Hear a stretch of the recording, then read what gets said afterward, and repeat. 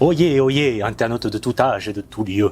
Vous avez peut-être cliqué sur cette vidéo en y reconnaissant le jamais souriant Cloud Strife, ou en français, Céline Conflit, et son ennemi de toujours, Sephiroth, ou en français, Énumération.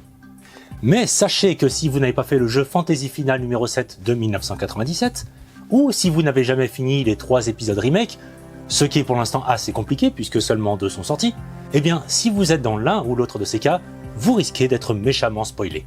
Parce qu'ici je vais parler d'Advent Children, une histoire qui se passe après le jeu, et en plus, je vais être obligé de le raconter en entier. Maintenant que vous êtes prévenus, mettons-nous en chantier. 2 ans se sont écoulés depuis que Cloud a réussi à réduire les points de vie du dernier boss, Sephiroth, à 0. Débarrassé de ce super soldat génétiquement modifié à l'aide des gènes d'une extraterrestre destructrice de planètes, il avait ensuite fallu s'occuper d'un météore qui allait s'écraser sur la ville de Midgar. Une rude journée. Et pour arrêter ce météore, la planète Terre elle-même était intervenue grâce à la rivière de la vie. Petite parenthèse, le premier film Final Fantasy, Les Créatures de l'Esprit, reprenait plusieurs éléments de ce jeu de 1997, notamment avec cette histoire d'extraterrestres, de météores, et surtout avec l'énergie vitale de la planète qui est appelée la rivière de la vie dans FF7, et Gaïa dans Les Créatures de l'Esprit. Le nom et la couleur sont différents, mais sinon c'est exactement la même chose. D'autant que dans les deux cas, c'est cette énergie de la planète qui permet de sauver l'humanité. Fin de la parenthèse. 2 ans ont donc passé depuis la fin de FF7. Maintenant, Advent Children va nous raconter comment la ville de Midgar cherche à se remettre de la catastrophe. Et c'est loin d'être gagné. Déjà parce qu'il y a beaucoup à reconstruire, mais surtout parce qu'une maladie a visiblement fait surface en même temps que la rivière de la vie. Cette maladie s'appelle géostigmate.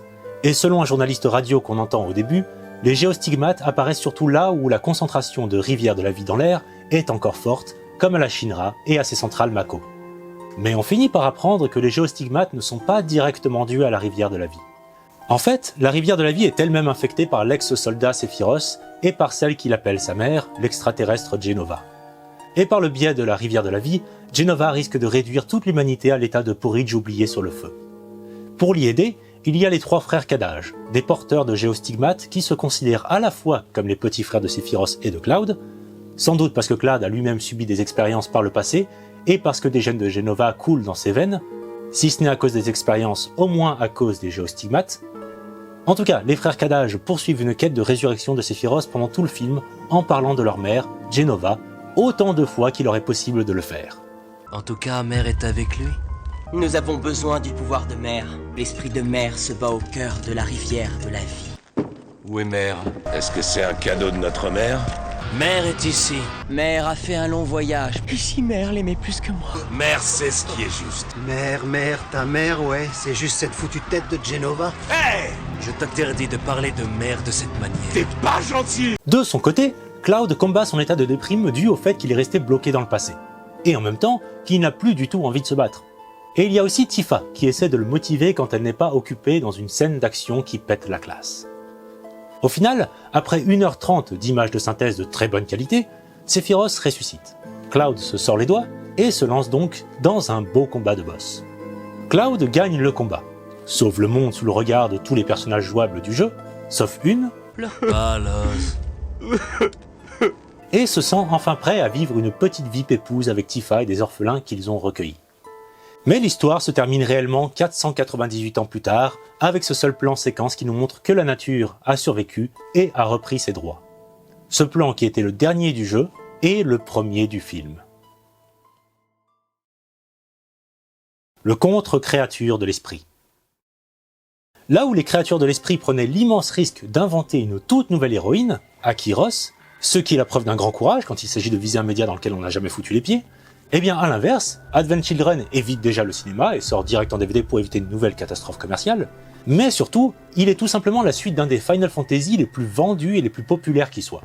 Et comme pour être sûr de plaire, le film se focalise principalement sur Cloud et un peu sur Tifa, sans manquer de faire de très nombreuses références à Aeris, et même de la montrer. Ça aurait parlé à moins de gens si à la place ça avait été Cid, Rouge 13 et Catseed. Et ça, c'est juste la partie apparente d'un immense iceberg qu'on peut appeler le fanservice. Et pour l'instant, quand je dis fanservice, c'est pas du tout négatif. Il n'y a pas de mal à vouloir plaire aux fans. Une autre différence, c'est que les scènes d'action dans Les Créatures de l'Esprit C'était surtout des militaires qui essayaient tant bien que mal de survivre face à des fantômes quasiment invincibles. De l'autre côté, Advent Children est réalisé par Tetsuya Nomura. Et Nomura, sur le jeu FF7, il s'est certes occupé de dessiner les personnages, mais il était aussi le directeur du visuel des combats. Et c'est aussi lui le réalisateur des Kingdom Hearts. Autant vous dire qu'il s'y connaît en esthétisme de la baston. Qui plus est, il adore quand il y a de la voltige. Donc, sans même parler de scénario, Advent Children c'est déjà une chorégraphie complètement décomplexée qu'on peut regarder encore et encore pour le simple plaisir des yeux. Même si certaines actions sont parfois à la limite du non-sens. Et alors, en tout cas, ça a de la gueule. Ah, génial. Et on n'en prend pas seulement plein la vue, parce que, encore une fois, à l'inverse des créatures de l'esprit, le film a choisi de ne prendre aucun risque en termes de musique, mettant à la barre Nobuo Uematsu, le compositeur emblématique de la saga des Final Fantasy, qui en plus ne va faire que de nouvelles versions des musiques du jeu FF7. Ce fanservice, le film en était assez conscient pour nous l'annoncer dès le départ avec ce carton.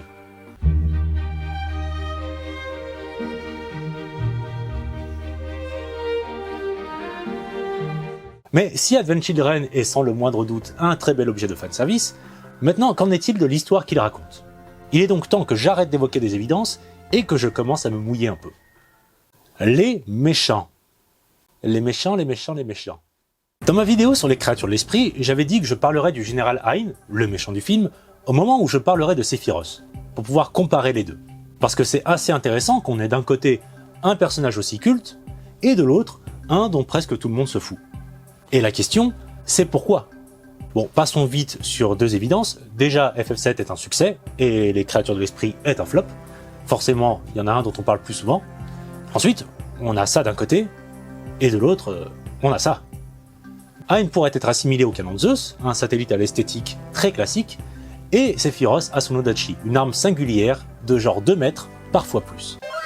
Mais Sephiroth ne se résume pas à son arme et à ses beaux cheveux. Il a aussi le même objectif que les héros, parce qu'il est fréquent, pas automatique, mais fréquent que les méchants cherchent la même chose que les héros. Dans le cas de FF7, se débarrasser complètement de la Shinra.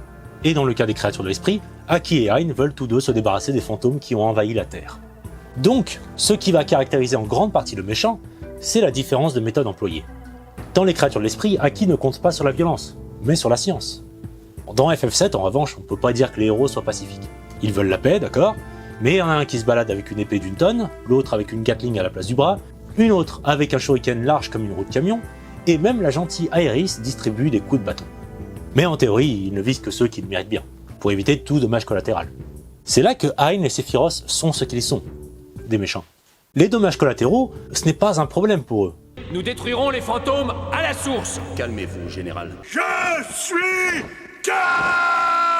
Plus encore pour Sephiroth qui finit par considérer que les dommages collatéraux, c'est une bonne chose finalement.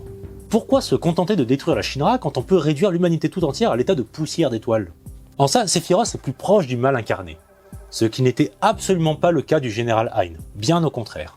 Le général Hein veut absolument remporter la guerre contre les fantômes parce qu'il a perdu sa famille à cause d'eux. Un classique. Et il laisse à un moment entrer des fantômes dans sa ville pour qu'il y ait des morts et que ces morts deviennent pour les survivants la motivation que représente sa défunte famille pour lui. Vous avez perdu des proches, vous aussi. Oui, mon général. C'est pour cela que j'ai confiance en vous. En vous tous. Vous êtes conscients de ce qu'il y a à faire. En gros, les autres doivent être en deuil comme lui pour vraiment comprendre que l'humanité est en guerre. La méthode est d'autant plus intéressante qu'elle est autodestructrice. Et ce comportement autodestructeur revient quand il hésite à se suicider à cause des remords qu'il éprouve. Et elle se retrouve une dernière fois quand il abandonne l'idée de se tirer une balle pour plutôt utiliser le canon de Zeus sur la planète et sur les fantômes qui l'habitent, mais en insistant tellement sur les moteurs du canon que le canon finit par exploser avec lui. Je sais. Je sais. Nous n'avons pas le choix.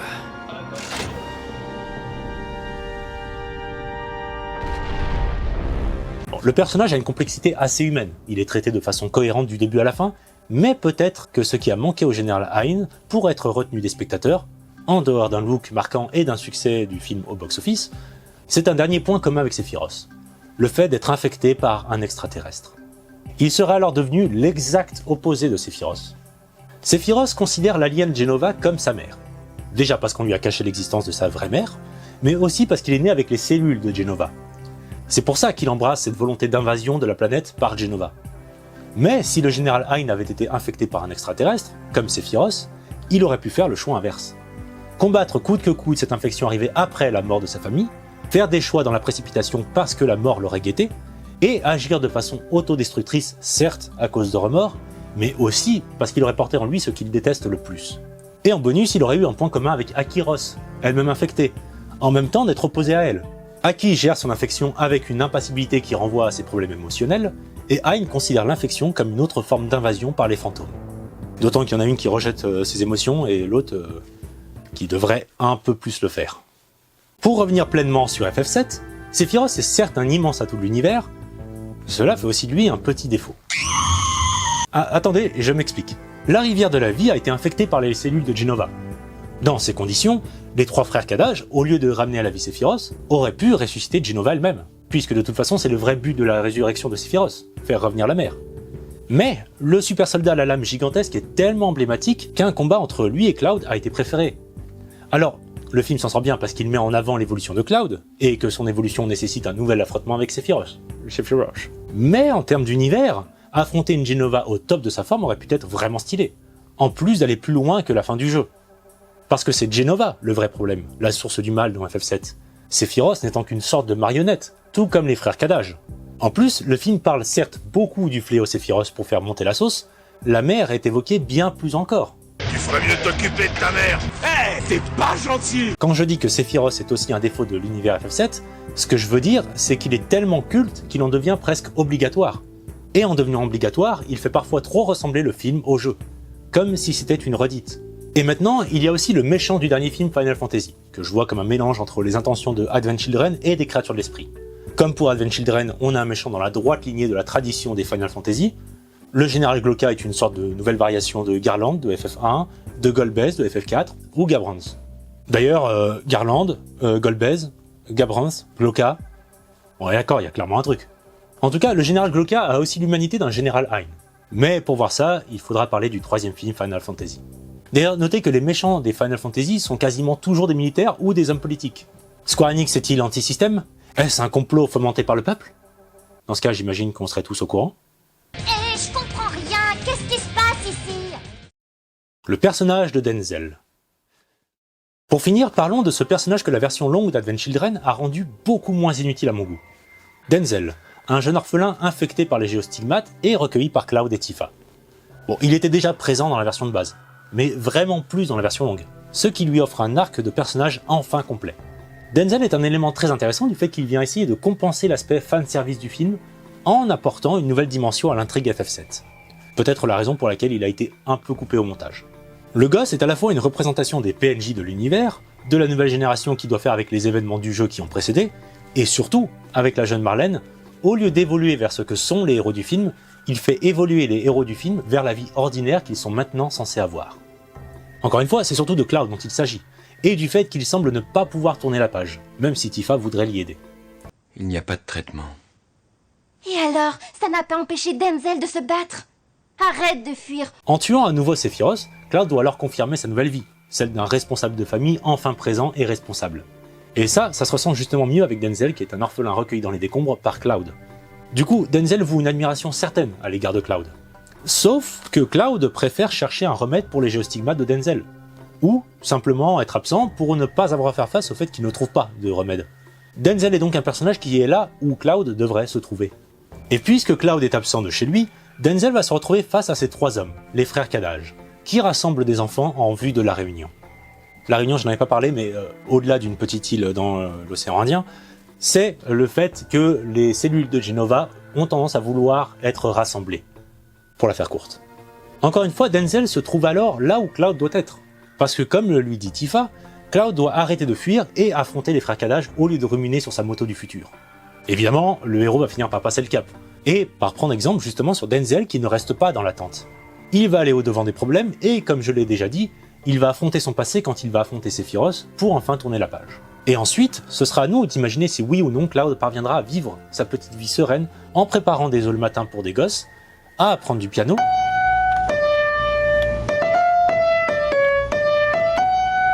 et à passer ses journées à la pêche, comme tout héros de VRPG le fait quand aucune quête ne presse la minute. Mais y parviendra-t-il vraiment? Sephiroth essaie de nous en faire douter, en disant juste avant de disparaître « N'y compte pas. Je ne serai jamais un souvenir. » Ça contredit une règle de narration qui consiste, seulement dans le cadre du parcours d'un héros, à faire valider le changement du héros. Normalement, on devrait avoir quelques scènes à la fin qui nous montrent justement Cloud en train de construire un muret avec Denzel, ou de danser la carioca avec Tifa, pour nous montrer que son changement, c'était pas que de la gueule. Au lieu de suivre cette règle, le film la détourne pour nous laisser croire que les démons intérieurs de Cloud pourraient bien ne jamais disparaître. La question est la même pour les autres personnages. Un guerrier peut-il complètement oublier la guerre qu'il a menée contre un soldat mi-extraterrestre, mi-fashion victime?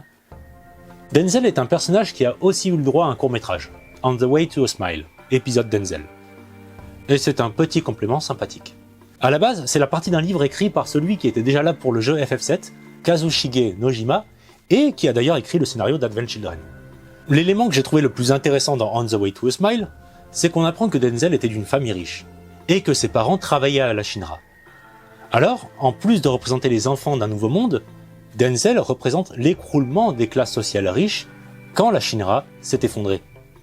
Et l'OAV se termine sur une idée qui renvoie à la nouvelle vie des héros du jeu dans Advent Children.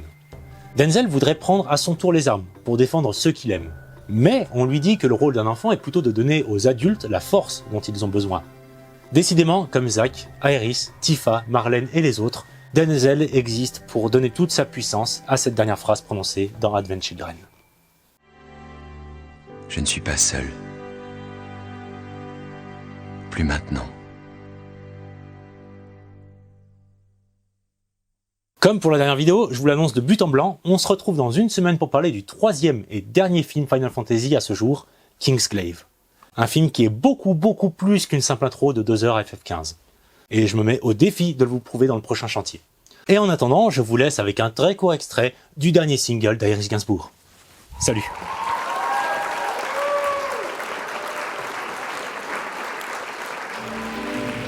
Je suis venue te dire que je m'en vais. Et tes larmes n'y pourront rien changer. Comme d'ici bien vers là, au vent mauvais. Je suis venue.